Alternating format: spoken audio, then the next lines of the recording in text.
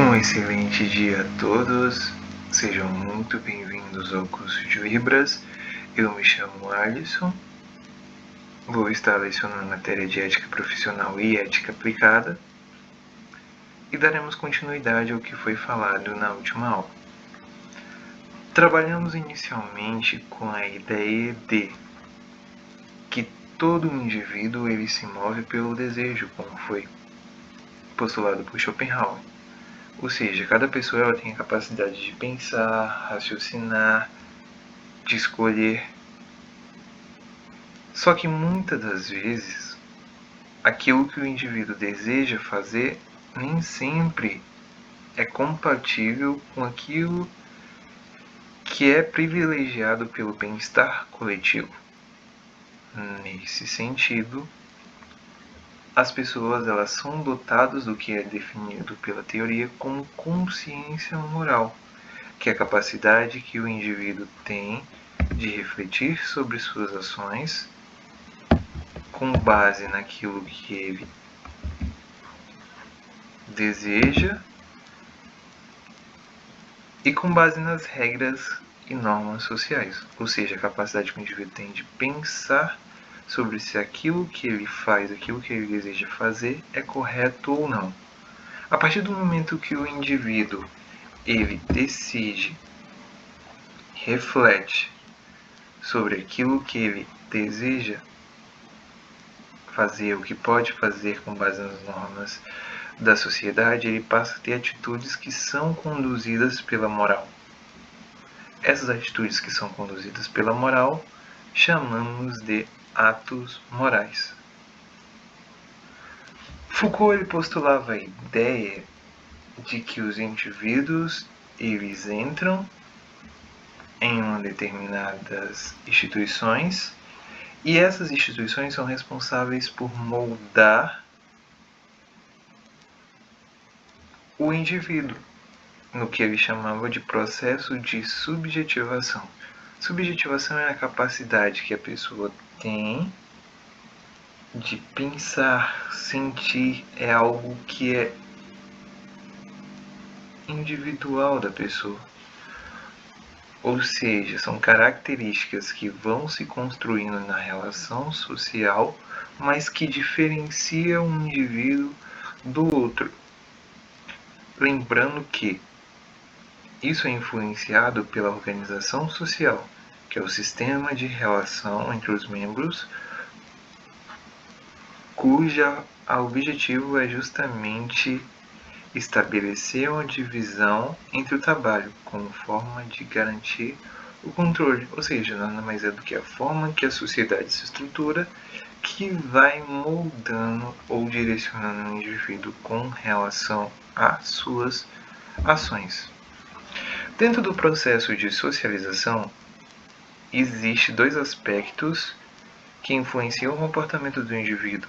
O aspecto normativo, que são regras, normas, leis que regulam o comportamento do indivíduo, ou seja, a pessoa passa a se comportar com base nessas regras, e o factual, que é baseado na escolha de vida do indivíduo.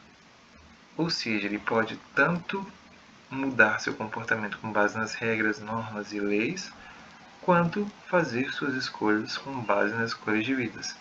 Não significa que existindo regras, existindo leis que são pesadas, que o indivíduo ainda assim não transgrediria elas, que ele deixaria de fazer. É claro que a questão punitiva, na maioria das vezes, ela tende a ter um efeito sobre o comportamento do indivíduo.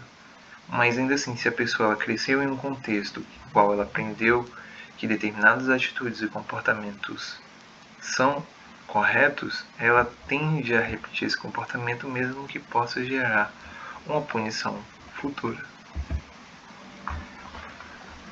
Para Foucault, moral é um conjunto de regras e preceitos disseminados pela instituição da sociedade, ou seja, família, trabalho, escola, religião, enquanto a ética é a problematização, ou seja, o que faz a pessoa pensar sobre a sua existência com relação aos outros. Ou seja, a ética é a capacidade de refletir sobre suas próprias ações, enquanto a moral ela seria um comportamento. Como foi dito anteriormente, a moral é um conjunto de normas e valores que orientam o comportamento do indivíduo para determinado grupo ou cultura, ou seja, o julgamento que cada um faz sobre como deve agir para ser aceito em determinado grupo. Já a ética não. A ética é um princípio, ou seja, uma reflexão baseado em aspectos culturais que sobre como deve ser a ação, sobre como deve ser o comportamento do indivíduo na sociedade. A diferença é que a moral ela é uma conduta, ou seja, um comportamento, ela é temporal, ela vai variar de acordo com cada cultura, e ela é temporal, ou seja, o que é certo hoje pode deixar de ser certo anteriormente. A ética não. A ética ela é um princípio, ela é permanente e universal.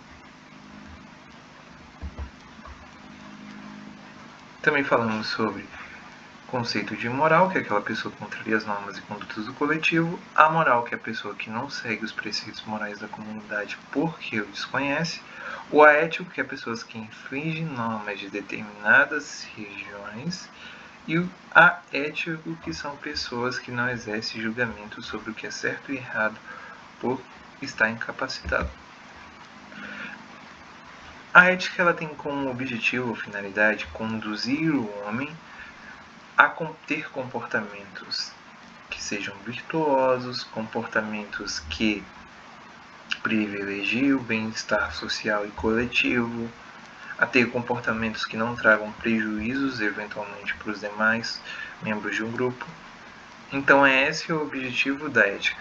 O bem para Aristóteles é justamente a harmonia entre querer, poder e dever. Ou seja, o homem aprende a equilibrar suas vontades, suas emoções e razões com base no meio social que norteia. Ou seja, para Aristóteles, o bem nada mais é do que a harmonia entre aquilo que eu quero, aquilo que eu desejo e aquilo que é me imposto socialmente. Equilibrar as vontades com as normas sociais é o que para ele seria bem. Virtude, também para ele, é definida como ação ou comportamento moral que se torna habitual. Ou seja, quando a pessoa passa a ter comportamentos que são tidos com base nas normas e regras sociais, ela acaba se tornando um hábito. E a partir do momento que ela se torna um hábito, ela se torna uma virtude. Lembrando que a virtude ela pode ser moral, quando ela é gerada pelos nossos hábitos, e intelectual, quando ela é feita com base na capacidade que temos de pensar, agir, raciocinar.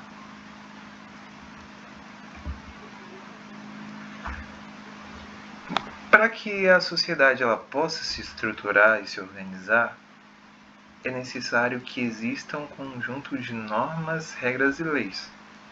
E o direito ele é esse conjunto de normas e regras que busca regular a convivência da sociedade, garantindo a ordem, justiça e proteção dos direitos fundamentais do indivíduo.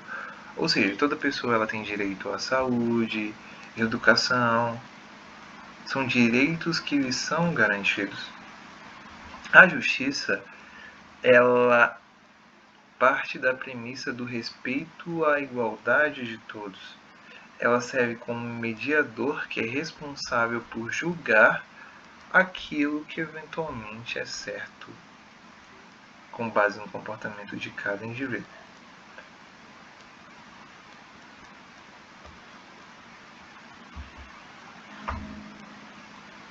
Diferenciando, lembrando que o Estado ele é o gestor responsável por fazer o exercício político, organizar e cumprir os princípios com a finalidade de atender aquilo que é melhor para a comunidade.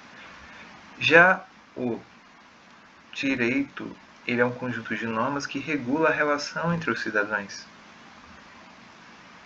A ética ela privilegia o que é moralmente correto. A política ela vai ter um enfoque no que é socialmente útil, ou seja, naquilo que é melhor para o coletivo. E o direito ele vai pensar sobre o que é racionalmente justo.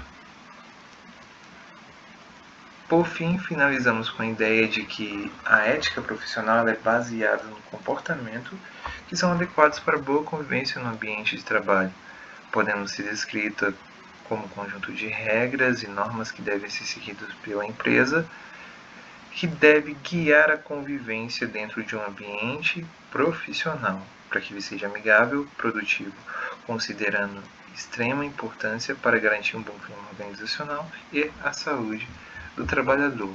Com isso, finalizamos a nossa aula de hoje. Desejo um excelente dia a todos e até a próxima aula.